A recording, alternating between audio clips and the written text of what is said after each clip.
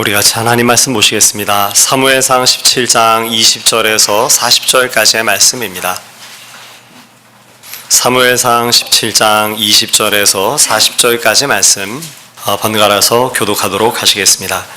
다윗이 아침에 일찍이 일어나서 양을 양치는 자에게 맡기고 이새가 명령한 대로 가지고 가서 진영에 이른즉 마침 군대가 전장에 나와서 싸우려고 고함치며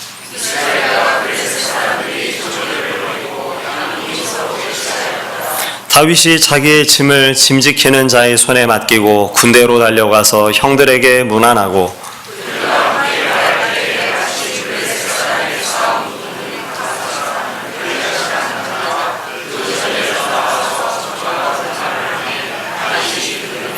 이스라엘 모든 사람이 그 사람을 보고 심히 두려워하여 그 앞에서 도망하며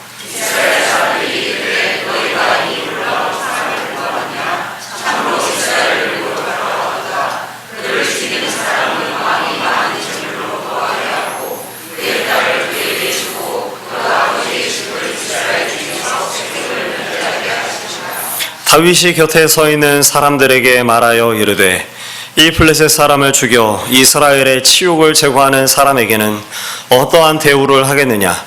이 할례받지 않은 블레셋 사람이 누구이기에 살아계시는 하나님의 군대를 모욕하겠느냐?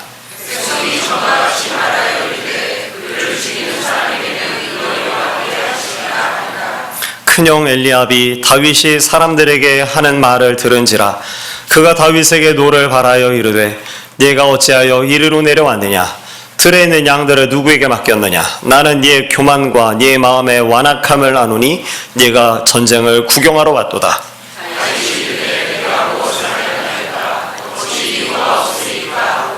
돌아서서 다른 사람을 향하여 전과 같이 말하매 백성이 전과 같이 대답하니라.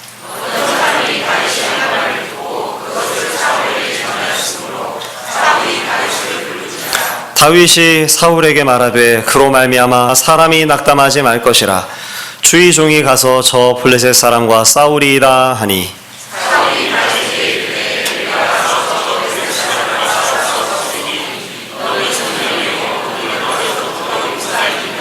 다윗이 사울에게 말하되 주의 종이 아버지의 양을 지킬 때에 사자나 곰이 와서 양떼에서 새끼를 물어가면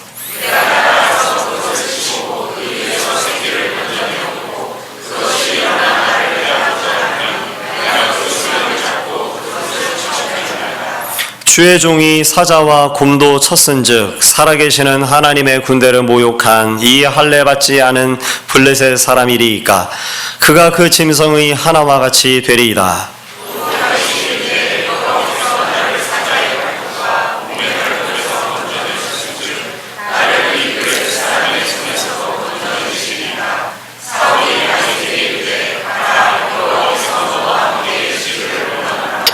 이에 사울이 자기 군복을 다윗에게 입히고 노투구를 그의 머리에 씌우고 또 그에게 갑옷을 입히매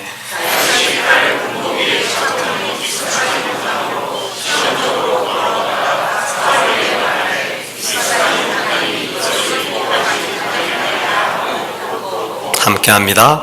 손에 막대기를 가지고 시내에서 매끄러운 돌 5을 골라서 자기 목자의 제구 곧 주머니에 넣고 손에 물매를 가지고 블레셋 사람에게로 나아가니라. 아멘. 우리 같이 한번 한 목소리로 같이 따라하시겠습니다. 나의 힘이신 여호와여 내가 주를 사랑하나이다. 네, 감사합니다. 2020년 우리가 주제를 나의 힘이신 여호와여 내가 주를 사랑하나이다. 다윗의 고백으로 우리가 이 고백을 날마다 매주마다 우리가 고백하면서 이 고백을 드리고 있는 다윗의 삶을 우리가 말씀 가운데 한동안 좀 살펴보기를 원합니다. 그것이 정확하게 한 얼마나 기간이 될지는 잘 모르겠습니다.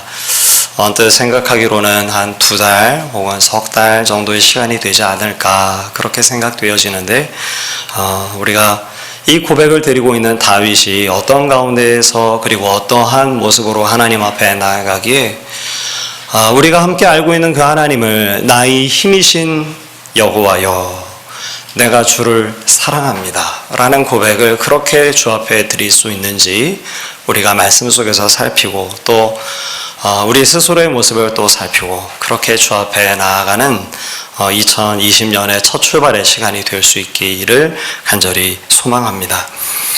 우리가 말씀을 함께 나누기에 앞서서 잠시 정체성이라는 것에 대해서 이야기를 좀 나누고 싶습니다. 여러분, 정체성이 무엇입니까? 나에 대한 나의 나됨, 내가 어떤 모습으로 서 있는 것인가, 나는 누구인가에 대한 답이 바로 정체성입니다.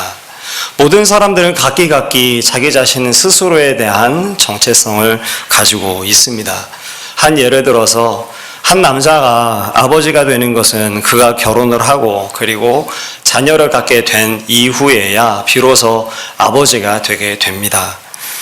그를 의지하는 아내가 생기고 자녀가 생기기 이전까지는 그는 아버지가 아닙니다. 아니, 아내가 생기고 자녀가 생긴다고 하여서 그가 저절로 아버지가 되는 것은 또 아닌 것이 분명한 것 같습니다. 왜냐하면 그러한 이들을 우리가 뉴스나 혹은 우리 세상에서 종종 만나보기 때문에 그러한 것이죠.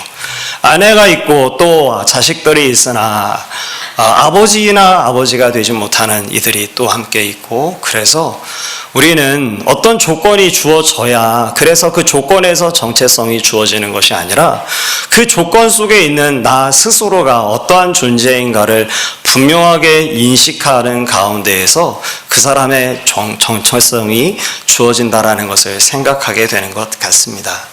한 남자가 한 여인의 남편이라는 것을 가슴 깊이 인식하는 때로부터, 그래서 결혼 이전과는 달리 여러 많은 여인들에 대해 자유해야 함을 깨닫게 되는 때부터, 자녀를 향해서 그 자녀들을 부양하고 또 가정을 일으키기 위해 내가 가지고 있었던 나의 삶의 자유를 일정 부분 이제는 헌납해야 하고, 그리고 수고하고 또 땀 흘리고 일해야 된다라는 것을 깨닫게 되는 바로 그때부터 한 남자는 아버지가 되기 시작하는 것 같습니다. 그래서 이 시간 다시 한번 우리가 스스로에게 질문을 한번 던져봤으면 좋겠습니까? 던져봤으면 좋겠습니다. 나는 누구입니까? 그 정체성에는 나름대로의 또 무게가 있는 것이 분명한 것 같습니다. 한 남자가 한 여자의 남편이라는 것을 인식하게 되면 그때부터는 삶의 무게가 달라지기 시작하죠. 나에게 있어서 내가 부양하고 또 돌봐야 할, 내가 사랑으로 양육해야 할 자녀가 있다는 사실은 그 무게가 나의 삶을 바꾸도록 만드는 것이 분명합니다. 그래서 아버지가 된 이들은 그 삶의 양식이 바뀌게 되게 되어지죠. 제가 결혼식 주례를 하게 되면 결혼식 주례를 할 때 꼭 이런 이야기를 합니다. 뭐 이런저런 우리가 덕담들도 이야기하지만 결혼을 하게 되면 이제껏 우리 누구누구 형제가 직장에서 열심히 벌어왔던 그 소득을 이제 앞으로는 형제의 마음대로 쓸 수가 없을 겁니다. 내게 주어져 있는 시간이어서 내 자유로 사용할 수 있었던 나의 시간을 이제는 앞으로 더 이상 당신의 마음대로 사용할 수가 없을 겁니다. 시간 사용함에 있어서 제약이 따라오기 시작하고, 내가 분명 땀 흘리고 수고해서 벌은 소득이지만 그 소득을 사용함에 있어서도 이전과는 다른 또 다른 제약들이 많이 있을 겁니다. 그런데 그래도 누구누구 형제께서는 결혼을 하시겠습니까? 라고 제가 묻습니다. 아직까지는 제가 몇 번 결혼식 주례를 많이 해보지는 않았지만 제가 만났던 결혼식에서 그 대답을 다시 한번 생각해 보겠습니다 라고 대답하는 이는 한 분도 없었습니다. 모두가 예, 그렇습니다 라고 대답을 했던 것이죠. 그렇습니다. 주어지는 우리의 정체성에 대해서는 그 정체성이 우리로 하여금 살게 하는 삶의 무게가, 삶의 방식이, 우리의 생각하는 바가, 선택이 혹은 우리의 언어가 달라질 수밖에 없는 것이죠. 남편만 그럴까요? 여인들도 또 아내들도 동일한 일들로 우리에게 새롭게 주어지는 정체성으로 말미암아 새로운 삶의 무게가 그리고 새로운 삶의 방식이 우리에게 요구되어지는 것이 분명합니다. 그래서 내가 누구인가를 아는 것은 너무나도 중요한 문제인 것 같습니다. 왜냐하면 내가 누구인가를 알 때 비로소 그때부터 나의 생각이, 언어가, 삶의 방식이 달라지기 시작하기 때문에 그런 것이죠. 저는 이 말씀을 준비하면서 목사 안수를 받았던 때가 기억이 났어요. 제가 목사 안수를 받지 않으려고 잠시 도망 다니던 때가 있었습니다. 목사하지 말아야 되겠다.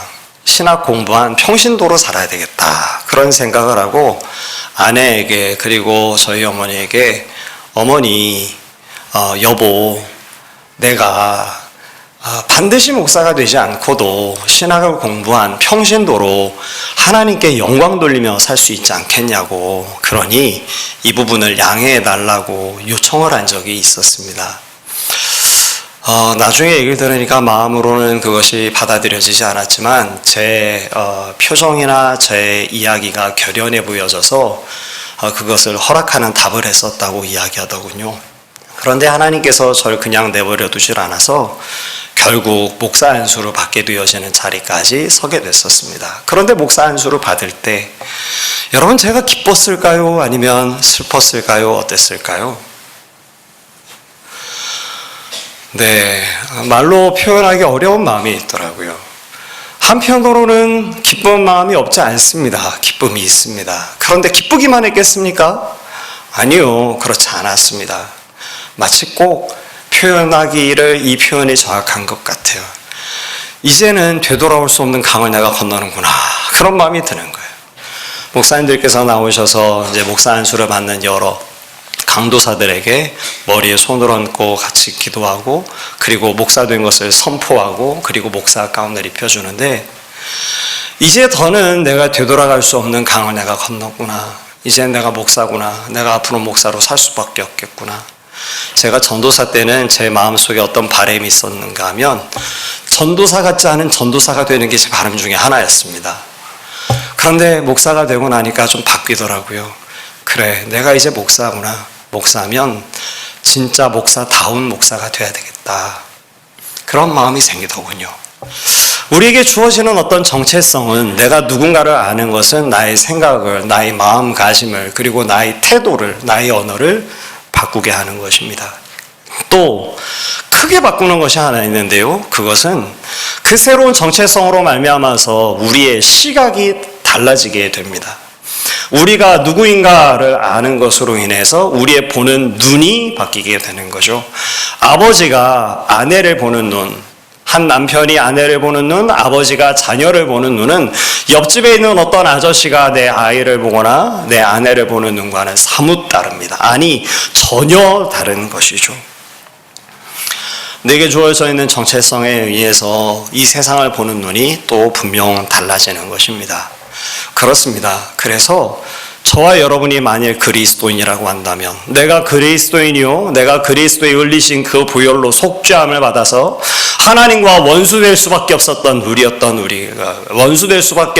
우리가 하나님의 자녀로 부름받게 됐다면, 그리고 그것을 우리가 분명 깨닫고 있다면, 그것이 정말 나라면, 그러면 우리의 생각은, 우리의 보는 시각은, 우리의 삶의 태도는, 우리의 입술의 언어는 달라질 수밖에 없는 것이 분명한 사실인 것이죠. 이 세상을 살아가는 가운데에선 가만히 우리가 살펴보게 되면 하나님을 믿는 사람이나 하나님을 믿지 아니하는 사람이나 이 세상에서 살아가면서 경험하는 삶의 경험은 그렇게 크게 다르지 않고 대동소이한 것 같습니다. 여러분은 어떻게 생각하십니까? 예수님 믿으면 병고에 시달리지 않던가요? 예수님 믿으면 사업이 항상 승승장구하기만 합니까? 예수님 믿으면 내 마음의 외로움이라는 것은 사라져버리고 내 주변에서 어떤 억울한 일로 배반당하는 일들도 없고 과연 그렇습니까? 그렇지 않습니다. 세상 사람들이 살아가는 가운데서 경험하는 삶의 경험을 오늘 우리들도 그리스도인들도 성도들도 하나님의 자녀들도 그렇게 크게 다르지 않은 그런 범주 안에서 동일한 삶의 경험을 갖게 되는 것이죠. 그런데 다른 것이 크게 있습니다. 그것은 무엇인가 하면 우리가 대동소이한 크게 다르지 않은 삶의 경험을 갖지만 그 삶의 경험을 어떻게 보는가라고 하는 시각이 다르고요. 그리고 그것을 보고 어떻게 해석하는가라고 하는 해석이 달라집니다. 시각이 다르고 그리고 그것에 대한 해석이 다르니 어떤 변화가 생기겠습니까? 행동의 변화가 다른 것이죠. 세상 사람들이 고난을 만나서 절망할 때 하나님의 사람들은 그 속에 있는 하나님의 뜻을 찾습니다. 왜냐하면 우리 하나님께서 허락하지 아니하시고 우리에게 주어지지 않는 일이란 하나도 없다라고 우리가 알고 믿기 때문에 그런 것이죠. 세상 사람들이 절망하다가 포기할 때도 그렇습니다. 그때도 하나님의 사람들은 포기할 수밖에 없는 사건 뒤에 펼쳐져 있을, 우리 눈엔 잘 보이지 않아서 답답하고 혹은 이해되지 아니하여도 분명히 있는 하나님의 섭리가 어떠한 것인가를 하나님에 대한 신뢰 가운데서 믿고 의지하고 그것을 바라봅니다. 그래서 하나님의 사람들은 하나님의 자녀라는 바로 그 사실 때문에 세상 사람들이 보는 것과는 다른 시각을 갖고 비슷한 삶의 경험을 갖지만 그것을 좀 달리 해석하고 그것을 우리가 달리 해석하고 있기 때문에 그것을 받아들이는 것도 다르고 그에 대한 행동도 달라질 수밖에 없는 것이죠. 오늘 그래서 2020년을 새롭게 시작하는 저와 여러분이 오늘 본문의 말씀들 속에 다윗이 보고 있는 정체성과 그리고 다윗이 보고 있는 그 시각을 다시 한번 발견할 수 있게 되어지기를 간절히 소망합니다. 오늘 본문의 말씀을 살펴보게 되면 이 말씀은 교회 생활을 조금만 하셨어도 그래도 아주 익숙하게 잘 알고 있을, 아니 세상 사람들도 다윗과 골리앗이라고 하는 이 수거를 사용하죠. 그러니까 널리 알려져 있는 그 이야기가 사무엘상 17장 본문의 말씀 가운데 기록되어져 있습니다. 블레셋 사람들과 이스라엘 백성이 전쟁을 벌이기 위해 서로 진을 치고 있습니다. 장소는 엘라 골짜기라고 하는 곳이고요. 한편에는 거인 골리앗을 위시하여서 블레셋 군대가 진을 치고 있고 다른 한편에는 사울을 위시해서 이스라엘 백성이 진을 치고 있습니다. 여러분, 이 전쟁들 가운데 누구의 증오가, 누구의 더 분노가 이 전쟁 가운데 반드시 승리하고 말겠다라고 하는 그런 투지가 어느 편에 더 높았었을까요? 그 투지는, 그리고 그 증오는, 이 분노를, 이 전쟁을 반드시 이기겠다는 결연한 각오는 블레셋에게 있었던 것 같습니다. 왜냐하면 앞서 있는 전쟁의 일들을 살펴보게 되면 지금 이 블레셋 군대가 어떤 각오로 서 있을지를 알 수 있기 때문에 그렇죠. 바로 앞서 있는 본문의 말씀들을 살펴보게 되면 이런 일들이 있습니다. 이스라엘과 블레셋이 전쟁을 벌이는데 이스라엘이 형편없다고 말할 만큼 열세 가운데서 전쟁이 시작됩니다. 3만의 병거, 여러분 헤아릴 수 있겠습니까? 3만의 병거와 6천의 마병과 셀 수 없는 블레셋 사람들이 이스라엘을 이기고자 전쟁을 시작합니다. 그런데 그 전쟁에서 블레셋이 집니다. 왜 졌는가 하면 이스라엘 백성이 공포 가운데 두려움에 사로잡혀서 돌과 바위 위에 숨어 있을 때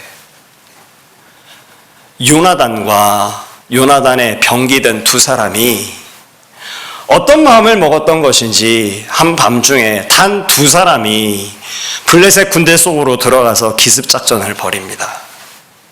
그리고 그 가운데서 어떤 일이 벌어졌는가 하면 블레셋 군대가 서로가 서로를 향해서 총질을 한 것이죠. 서로가 서로를 향해서 적군인 줄 알고 밤새도록 싸우다가 정신을 차리고 보니 적군은 요나단과 병기든 한 사람, 두 사람뿐이었고 서로가 서로에게 전쟁을 벌였다라는 것을 깨닫게 됩니다. 자, 여러분 얼마나 억울하겠습니까? 이게 질전쟁이었겠습니까? 그렇지 않은 것이죠. 그래서 이 패배 가운데서 설욕하고자 하는 그런 분노가 블레셋에게 있었습니다. 이때만이 아니죠.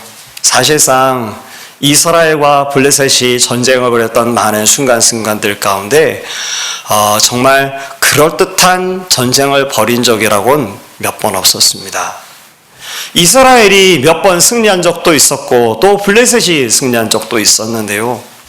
이스라엘이 승리했던 때 혹은 패배했던 때 여러분 한번 기억해 보십시오. 엘리 제사장 시절 때 이스라엘이 블레셋과 전쟁을 벌입니다. 그런데 그 전쟁의 결과는 참혹한 패배였습니다. 그래서 그들이 어떤 전쟁을 다시 했는가 하면 여호와의 궤를 앞세워서 하나님께서 함께하지 않으셔서 우리가 졌구나. 여호와의 궤를 앞장 세워서 우리가 전쟁을 하자. 결과가 어땠습니까? 더 큰 패배를 맛봤습니다. 여호와의 언약궤는 블레셋 사람들에게 빼앗기고 말았고요.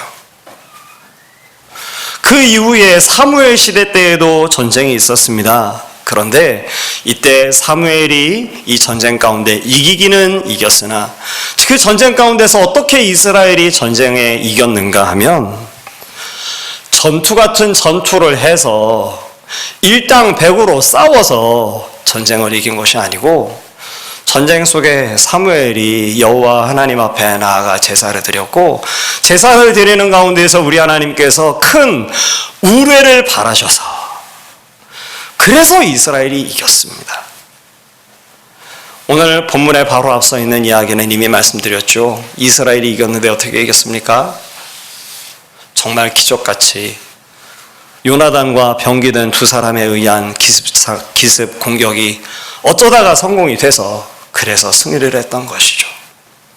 블레셋은 분노와 패배를 설욕하겠다는 투지에 불타고 있고요. 이스라엘 백성은 어느 쪽 단 한 번이라도 제대로 된 승리를 맛본 적이 없었기 때문에 두려움 가운데 공포 가운데 사로잡혀 있습니다. 그래서 이스라엘 진중을 온통 압도하고 있었던 존재는 바로 거인 골리앗과 블레셋에 대한 두려움이었습니다. 그런데 바로 그곳에 다윗이 등장하는 것이죠. 다윗이 왜 등장했는가 하면 아버지의 명령 때문에 떡과 치즈와 곡식을 형들에게 전해주기 위해 여러분 싸우기 위해서 내가 이 전쟁에 한 손이라도 도와야 되겠다가 아니고요. 심부름하기 위해서 이 엘라 골짜기에 찾아오게 됩니다.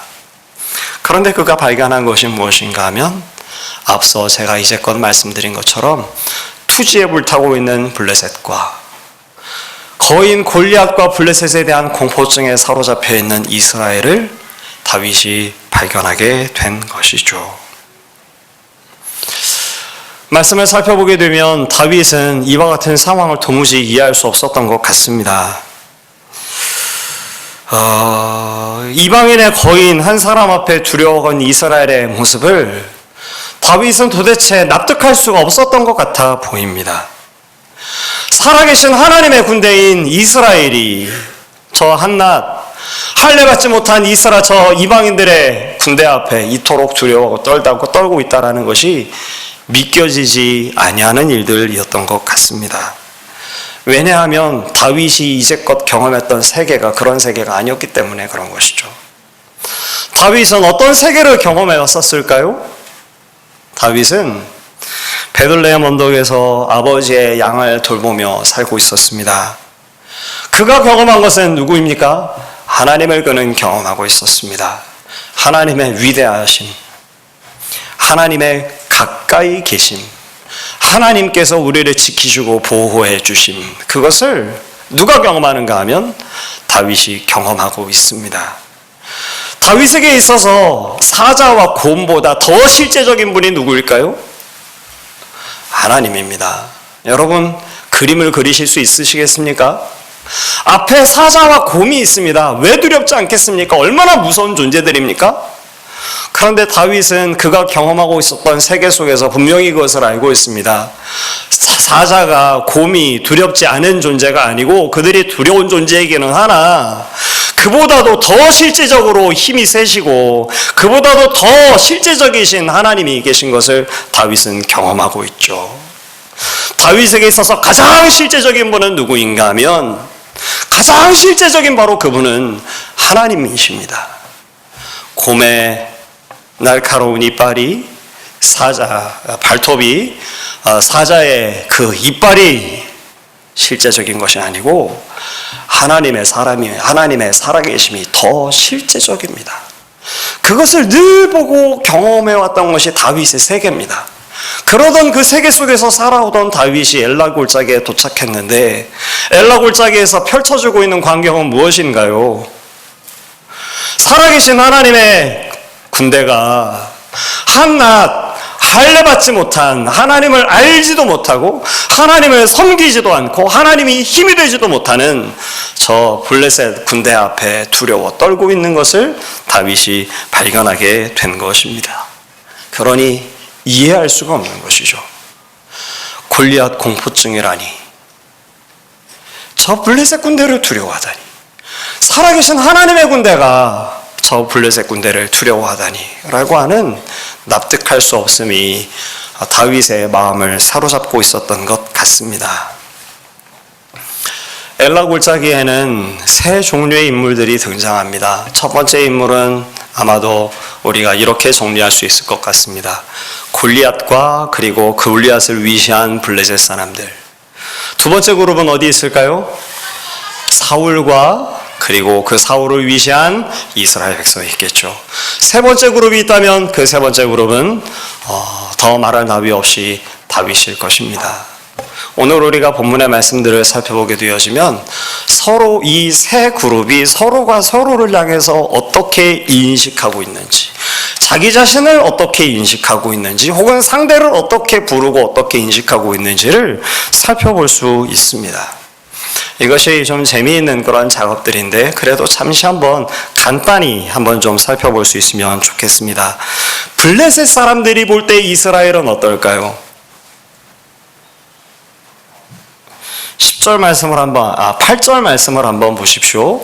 사무엘상 17장 8절 말씀 제가 한번 읽어드리겠습니다.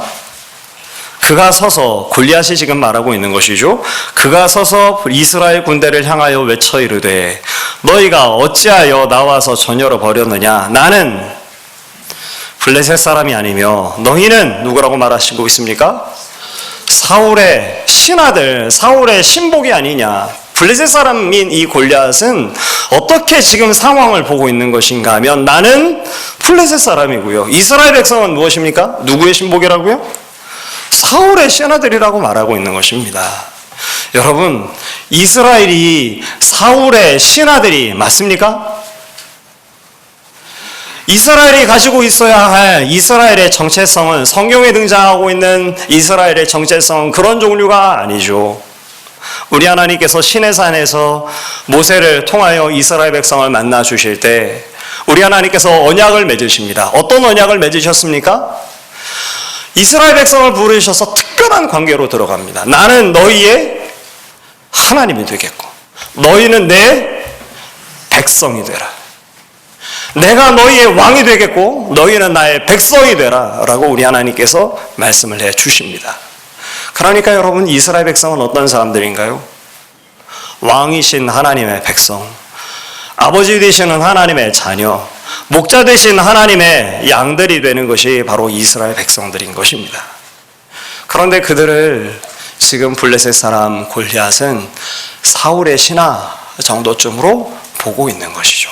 그런데 참 놀라운 것은 너희가 바로 사울의 신하 아니냐? 너희가 바로 사울의 신복 아니냐? 라고 하는 그 이야기를 들으면서 이스라엘 백성 스스로도 자기 자신들을 하나님의 백성이라고 하는 것을 잊어버리고 본인 스스로를 어떻게 여기는가 하면 사울의 신복이라고 여깁니다. 이스라엘 스스로의 정체성이 그렇게 등장됩니다. 오늘 본문의 말씀에 그것이 아주 명시적으로 나와 있지는 않지만 그러나 말씀을 살펴보게 되면 이스라엘은 스스로가 하나님의 백성이라는 사실을 잊고 있는 것이 분명합니다. 그저 저 강한 블레셋 군대 앞에 도망할 수밖에 없고 피할 수밖에 없고 바위와 굴 뒤에 숨어야만 하는 그런 존재로 여기는 것이 이스라엘 백성 스스로에 대한 인식인 것이죠. 그러니까 본인 스스로에 대한 정체성을 잃어버리고 있는 것입니다. 이제 블레셋에 대해서 잠시 한번 생각해 보시겠습니까?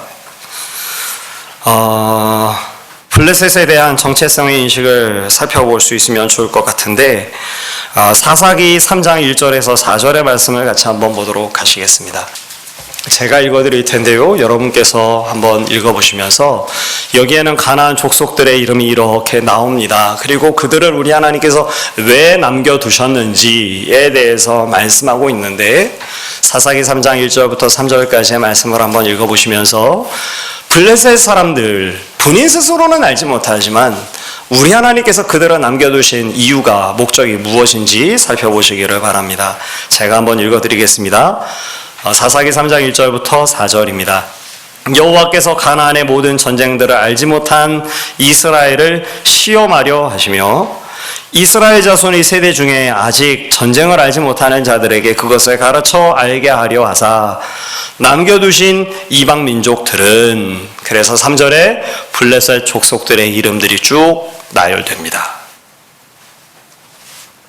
우리 하나님께서 블레셋 족속들을 남겨두셨다고 말씀하는데, 남겨두신 이유가 무엇이라는 것이죠? 전쟁을 알지 못하는 세대들에게 그것을 가르쳐 알게 하시기 위해서 블레셋 민족 가운데 일부를 남겨두셨다. 4절 말씀을 한번 보십시오. 남겨두신 이 이방 민족들로 이스라엘을 시험하사 여호와께서 모세를 통하여 그들의 조상들에게 이르신 명령들을 순종하는지 혹은 순종하지 아니하는지 알고자 하셨다. 우리가 여호수아서 1장 말씀을 우리가 지난 특별 새벽 기도회 가운데 살폈었는데요. 사랑하는 성도 여러분, 우리 하나님께서 여호수아에게 들려주셨던 말씀이 있습니다. 강하라고요, 담대하라고요, 놀라지 말라고요, 두려워하지도 말라고요. 강하고 담대해서 너희가 해야 되는 일이 있다고 하셨던 말씀을 여러분 기억하십니까? 여호수아가 하나님의 힘주심을 힘입어서 강하고 담대해져서 해야 되는 일이 무엇이었습니까? 가나안 정복이 아니었습니다. 여호수아서 1장 말씀을 다시 찬찬히 읽어보시게 되면 강하고 담대해져서 여호수아가 해야 되는 일이 있는데, 그것이 무엇인가 하면 좌로나 우로나 치우치지 말고 여호와께서 모세를 통하여 주신 말씀을, 율법을 지키는 것이 강하고 담대해져서 해야 되는 바로 그것이었습니다. 지금 사사기 3장 1절부터 4절의 말씀을 보는데, 가나안 백성들을 남겨두신 이유가 무엇이라고 지금 말씀했는가 하면, 우리 하나님께서 그 이방 민족들로 이스라엘을 시험하셔서 이들이 그 율법을 지키는지 지키지 아니하는지 알기 위해서 블레셋 민족을 남겨뒀다. 그렇게 성경은 우리에게 가르쳐주고 있는 것입니다. 그러니까 이를테면 이런 것이죠. 블레셋 민족 스스로는 그것을 알지 못하지만 하나님의 큰 계획과 섭리 가운데에서 블레셋 민족은 이스라엘 백성에게 마치 시험지와도 같은 것입니다. 여호와의 하나님의 말씀을 지키고 참으로 순종하는가 순종하지 아니하는가, 그것을 분명히 그 성적을 알아보기 위해서 준비해 놓으신 시험지와도 같은 것이 바로 블레셋 민족이라고 지금 이야기해 주고 있는 것입니다. 이것이 성경이 들려주고 있는 이야기입니다. 그렇다면 블레셋 민족과 전쟁이 닥치게 됐을 때 이스라엘 백성이 해야 되는 자세와 태도는 무엇이겠습니까? 두려워 떨어야 됩니까? 아니면 이 시험을 내가 기필코 이기고 이 시험을 내가 통과하고 말리라 라고 하는 자세와 태도를 가져야 되겠습니까? 더 말할 나위도 없이 후자가 오른 것이죠. 그런데 이스라엘 백성은 지금 그것을 잊고 있는 것입니다. 본인 스스로의 정체성, 우리가 하나님의 백성이라는 사실도 잊어버리고 있고, 저 블레셋 백성을 왜 하나님께서 남겨주셨는지에 대해서도 이스라엘 백성은 그것을 잊어버리고 있는 것이죠. 그런데 그 가운데에 다윗은 어떤 눈으로 보고 있는지를 한번 보십시오. 26절 말씀, 사무엘상 17장으로 다시 오셔서 26절 말씀을 같이 함께 한 목소리로 읽어보도록 하겠습니다. 함께 읽겠습니다. 다윗이 곁에 서 있는 사람들에게 말하여 이르되 이 블레셋 사람을 죽여 이스라엘이 치욕을 제거하는 사람에게는 어떠한 대우를 하겠느냐? 이 할례받지 않은 블레셋 사람이 누구이기에 살아계시는 하나님의 군대를 모욕하겠느냐? 36절의 말씀도 한번 보십시오. 다시 한번 읽어보겠습니다. 36절 읽습니다. 주의 종이 사자와 곰도 쳤은즉 살아계시는 하나님의 군대를 모욕한 이 할례받지 않은 블레셋 사람이리까? 그가 그 짐승의 하나와 같이 되리이다. 이스라엘 백성은 모두 잊어버리고 있습니다. 본인 스스로가 어떤 존재인지도 모르고 저 블레셋이 어떤 존재인지도 잊어버리고 있습니다. 다만 우리는 사울의 신복이고 저들은 골리앗을 위시로 한 두렵기 짝이 없는 블레셋 군대라고만 여기고 있을 따름인 것이죠. 그런데 그곳에 단 한 사람, 베들레헴 언덕에서 사자보다도 곰보다도 더 실제적인 하나님을 경험하고 있었던 다윗이 바로 엘라 골짜기에 있는 현실과 상황을 직시하고 있는 것입니다. 다윗이 보고 있는 바 이스라엘은 살아계신 하나님의 군대입니다.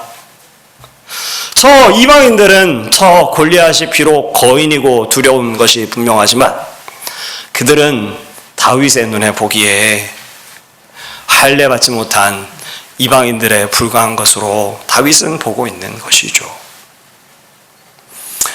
이것이 어떤 정체성을 가지고 있느냐에 따라서 그리고 그 정체성을 잊어버렸을 때에 우리에게 찾아오게 되어지는 결과가 무엇인지에 대해서 가르쳐주는 성경의 이야기들인 것입니다.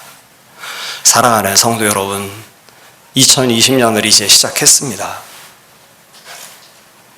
이제 스스로에게 우리가 다시 한번 질문을 던지면 좋겠습니다. 우리는 누구입니까? 나는 누구입니까?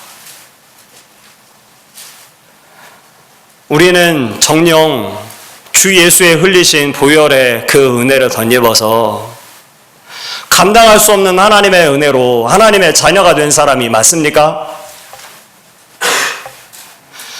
우리 주님께서 우리를 위해서 십자가에 달려 죽으신 것을 여러분 믿으십니까?